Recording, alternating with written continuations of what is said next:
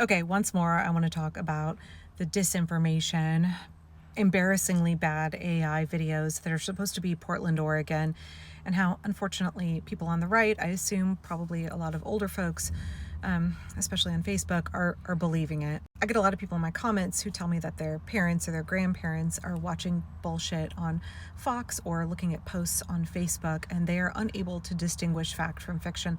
They are believing false reports about Portland, which is one why I think it's so important that we continue to document and show accurately what is happening in our city, right? Which is just like absolutely nothing, even in the 1 block area around the small ice facility, one ice facility, despite Trump saying there were multiple of them. There's one in Portland, right? It's important that we continue to post accurate information to counter all of the ridiculously bad, embarrassing propaganda. So let me show you an example. Get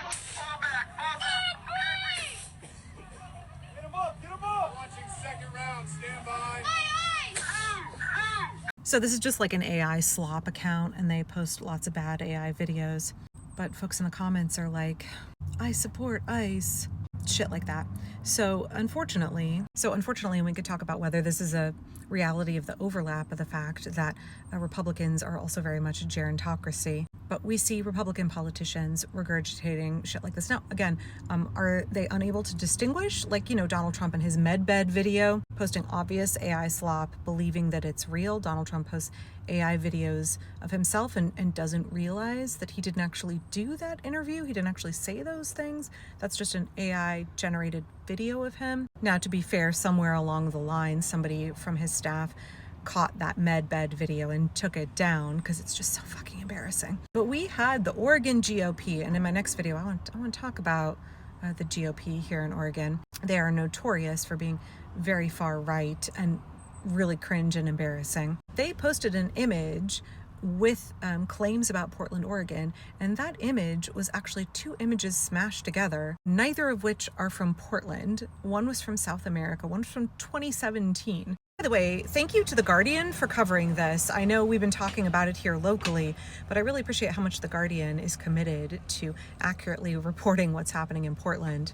Here's the image that the Oregon GOP posted. Top portion here, South American riot police. The background image, that's not Portland, Oregon. That is a photo from 2017. It's just like a stock image. They're trying to pass this off as what's happening in Portland. The reason that they have to go grabbing images from places elsewhere in the globe and from other periods in time is because nothing like that is happening here. There's nothing fucking like that happening. So they can't just go take pictures down at ICE, because the only pictures they're going to get are of ICE agents brutalizing nonviolent protesters. They're going to get video and images of ICE breaking the law and Americans legally exercising their constitutional rights. So they have to fabricate something. And then, of course, because we know that, Republicans tend to skew older, tend to skew very white, tend to skew rural in Oregon, that they're believing this nonsense.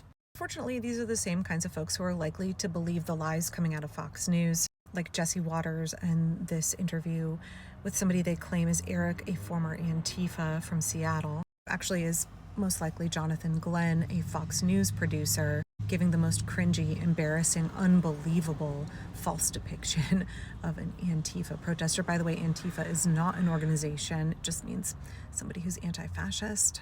I did a whole video on that interview because it's real bad, but people believe it.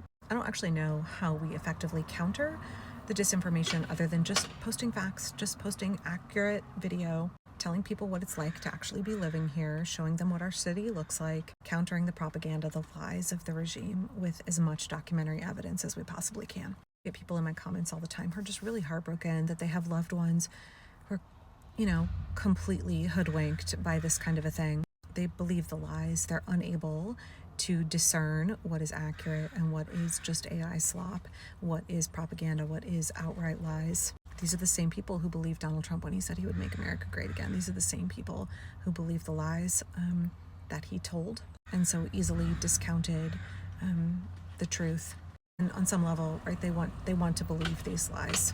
As long as it is convenient for them to believe the lies, then I think it's going to be very difficult for people to counter it, right? Because there's a significant level of indoctrination. There's a significant level of confirmation bias of needing to confirm your worldview, right? It's really hard when you're in a cult or you've been lied to like that to admit that you've wasted years of your life being deceived by somebody who told you that he would make your life better, but he's actually fucking over you and your children, your grandchildren, and your community, and he's making your life far worse. He's making your future far less bright. He's making the American dream completely unattainable for you. It's really, really hard to face that you spent that kind of time invested in a lie.